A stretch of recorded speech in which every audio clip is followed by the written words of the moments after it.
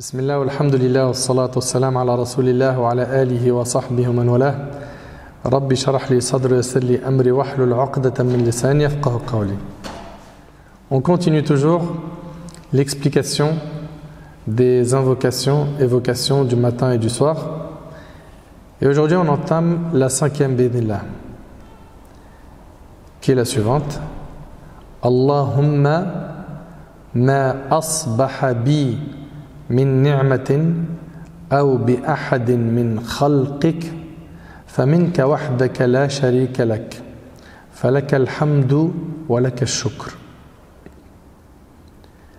Ô Allah, tout bienfait dont je suis gratifié ou dont est gratifiée une autre créature en ce matin provient de toi l'unique. Qu'est-ce que c'est beau, subhanallah. Allahu Akbar. Tu n'as pas d'associé, à toi la louange ainsi que la gratitude. Je répète, ô Allah, tout bienfait dont je suis gratifié, tous les bienfaits que j'ai, ou dont t'es gratifié une autre créature, c'est-à-dire les bienfaits qui me sont accordés, ou ceux qui sont accordés aux autres créatures, en ce matin, provient de toi, l'unique. Tous les bienfaits proviennent de qui? D'Allah tabaraka wa ta'ala. Tu n'as pas d'associé. À toi la louange ainsi que la gratitude. Et il dira le soir, au lieu de dire Allahumma ma asbaha bi min ni'ma, il dira Allahumma ma amsa bi min ni'ma. Oh Allah, tout bienfait dont je suis gratifié ou dont est gratifié une autre créature en cette soirée, et il terminera l'invocation. Le mérite de cette invocation. Le messager d'Allah sallallahu alayhi wa sallam a dit: quiconque récite l'invocation mentionnée ci-dessus le matin s'est montré reconnaissant pour les bienfaits de la journée, et quiconque la récite le soir a manifesté de la gratitude pour la nuit. Et le hadith il est rapporté par Abu Daoud et d'autres. La signification et la beauté de l'acte de reconnaissance.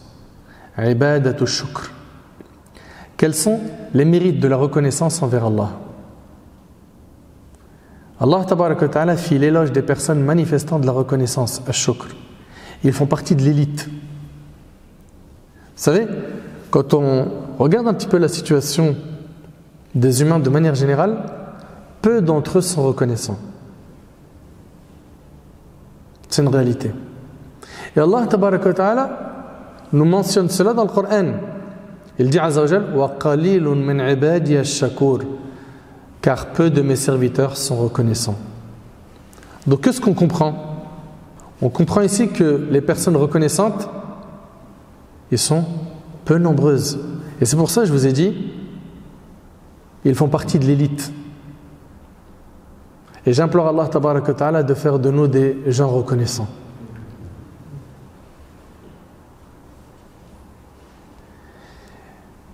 Quels sont les mérites de la reconnaissance envers Allah? Quand tu es reconnaissant, Allah tabaraka wa ta'ala, il te rajoute de ses bienfaits. Les bienfaits que tu as augmentent. Allah azza wa jalla dit wa idh ta'adhana rabbukum la in shakartum la azidannakum. Votre Seigneur ne vous a-t-il pas prévenu en disant j'augmenterai ma grâce si vous êtes reconnaissant? Soyez reconnaissant. Allah subhanahu wa ta'ala va vous rajouter de ses bienfaits. Donc on voit ici déjà premièrement que ceux qui sont reconnaissants, c'est l'élite. Allahumma ja'alna minhum ya Rabb. Deuxièmement, tu es reconnaissant, Allah il te rajoute de ses bienfaits. On en a besoin des bienfaits d'Allah, oui ou non? Subhanallah. Allah tabaraka wa ta'ala a divisé les gens en deux groupes. Les gens manifestant de la reconnaissance et les gens ingrats. Wal'iyadu billah, qu'Allah nous préserve de l'ingratitude. Allah tabaraka wa ta'ala dit inna hadaynahu as-sabil imma shakira wa imma kafura.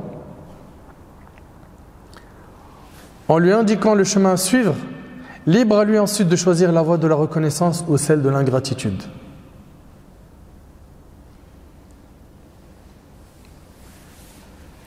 C'est triste de voir que il arrive trop souvent, quand on rencontre nos amis, qu'on fait qu'une seule chose, se plaindre. On est avec nos proches, nos familles, on se plaint. Ça va? Toutes les bonnes nouvelles, il te les enlève. Et là où il y a un point noir dans sa vie, il met un zoom dessus. Non, ça va pas. Oh, regarde ça, regarde ça, regarde ça. Alhamdulillah, apprends à dire Alhamdulillah, sois reconnaissant. Ma sœur, sois reconnaissante. Je le dis, je le répète, c'est un des meilleurs moyens d'augmenter les bienfaits d'Allah tabaraka wa ta'ala sur nous. Comment tirer profit de cette invocation? Allah tabaraka wa ta'ala est la source de tous les bienfaits et dons. Subhanallah, cette affirmation est extrêmement encourageante. Elle devrait augmenter notre dépendance envers Allah Azza wa Jal et nous aider à libérer nos âmes. Le tawhid al-rububiyya est le meilleur remède au problème suivant. Vous savez c'est quoi le tawhid al-rububiyya?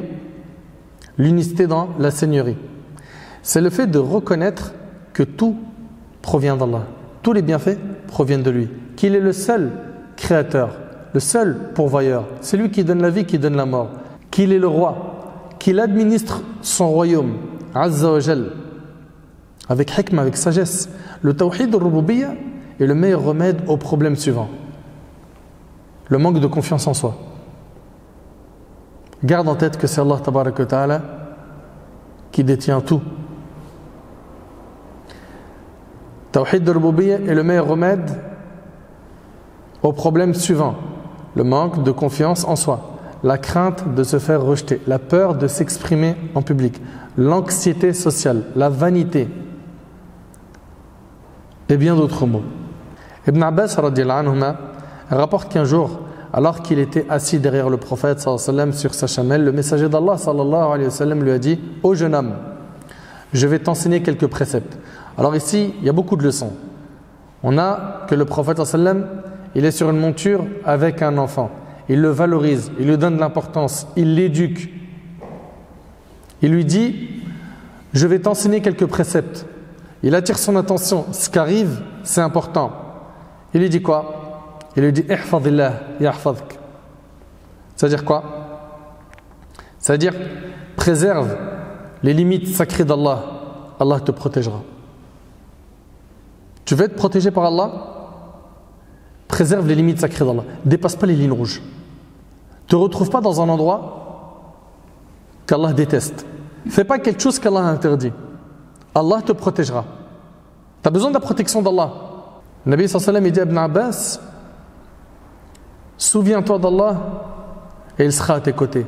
Si tu demandes, tu as une demande à formuler, demande à Allah. Et si tu cherches de l'aide, recherche-la auprès d'Allah. Et sache, écoutez bien, que si toute l'humanité se réunissait pour te faire quelque bien, cela ne te profitera que dans la mesure où Allah te l'aura assigné. C'est-à-dire quoi? Si l'humanité entière elle se réunit pour te faire un bien qu'Allah n'a pas écrit, ils n'y parviendront pas. Et sache que s'ils se rassemblaient pour te nuire, ils ne te feraient aucun mal à part ce qu'Allah a décrété à ton sujet. Pareil, si l'humanité entière elle s'unit pour te faire un mal qu'Allah n'a pas écrit, ils n'y parviendront pas.